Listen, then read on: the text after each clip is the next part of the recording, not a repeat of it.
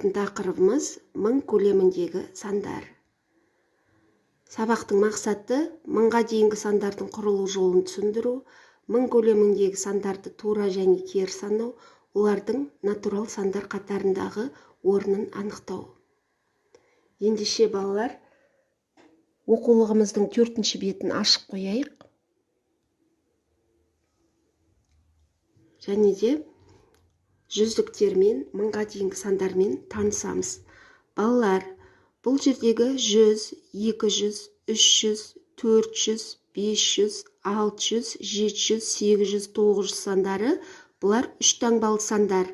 Толық жүздіктер деп аталады. 100 дегенде бір жүздіктен құралады. Және бұл жерде 0, 0 дегендер ондығы және бірлігі. Толық жүздік болғандықтан олар аталмайды. Бір жүздік. 200 дегеніміз 2 жүздік. Ал 1000 санына назар аударайық. 1000 саны бұл бір мыңдық. 1000 саны ең кіші 4 таңбалы сан.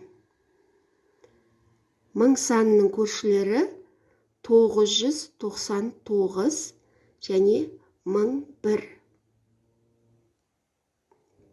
Балалар, енді оқулықтың 4-ші бетінде 1-ші тапсырманың А бөлігін жазбаша орындаймыз. Алдымен дәптерлеріңізді ашып, бүгінгі күннің жадын жазып алыңыздар. Ал енді бұл жердегі А бөлігіндегі 3 бағанды жазып аламыз. Одан соң 200 деген сан 3 таңбалы. Бұл неше жүздік балалар? 2 жүздік. 400 килограмм бұл неше центнер? Алдымен 1 центнерде неше килограмм бар екенігін қайталайық. 1 центнер тең 100 килограмм. Демек, 400 килограмм дегеніміз бұл 4 центнерге тең. 100 килограмм дегеніміз жаңағы айтқан 1 центнерге тең екен. Осылайша қалған бөлігін дәптерге жазып алыңыздар. Келесі біздің жазбаша орындайтын тапсырмамыз номері 4-ші есеп, бұл 5-ші бетте. Ал енді қараймыз. Бұл жерде біз 3 таңбалы сандарды салыстыруымыз керек. Мен сіздерге түсінікті болу үшін 2 санды салыстырып көрсетемін. 2 мысалды қарайық. Бірінші 742 және 427 сандарын салыстыруымыз керек. Салыстырған кезде біз ең үлкен разрядтан бастаймыз, яғни жүздіктерден бастаймыз. 742 дегенде 7 жүздік бар, 427 дегенде 400-дік бар. Демек, бұл жерде 7 жүздігі бар сан 742 артық болады. 742 артық 427-ден. Келесі есепке қараймыз екінші бағандағы. 331 және 312. Бұл жерде жүздіктері 3 тең. Ары қарай біз ондықтарын салыстырамыз. 331-дің ондығы 3, 312-ның ондығы 1. Демек, бұл жерде 331 саны үлкен. Осылайша қалған сандарды салыстырып шыға қойыңыздар. Балалар, кәнеки сергіп алайық және 3 таңбалы сандармен танысайық. Оқимыз, сандарды оқиық. Артық санды табуымыз керек сандар қатарынан. 76, 53, 458, 27 және 45. Қалай ойлайсыздар? Бұл жердегі 2 таңбалы сандардың ішінде бір артық сан бар, 3 таңбалы сан. Бұл әрине 458. Енді разрядтарын атап шығайық.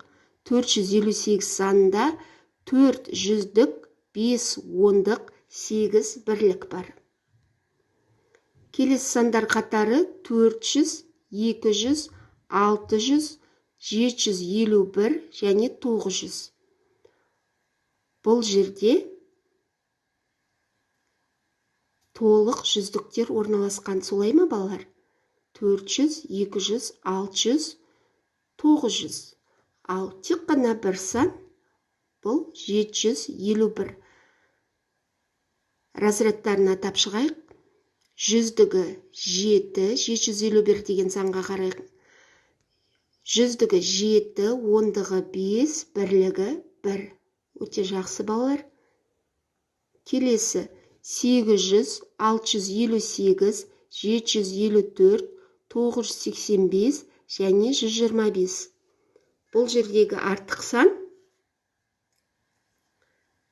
үш таңбалы сандардың ішінде бір ғана толық жүздік бар. Көріп отырмыз ба? Бұл әрине 800. 800 дегеніміз 8 жүздік. Ал енді мына сандардың көршісін табайық. Жүздің көршісі, жүзден кіші қай сан болар? 99. Ал 101-ден кейінгі қай сан? 102. Дұрыс-ақ. Келесіні өздеріңіз таба қойыңыздар. 220 санының кіші 220-ның көршісі қайсы? 221-дің көршісі қайсы? Табамыз. 900 және 901 сандарының көршілерін табайық.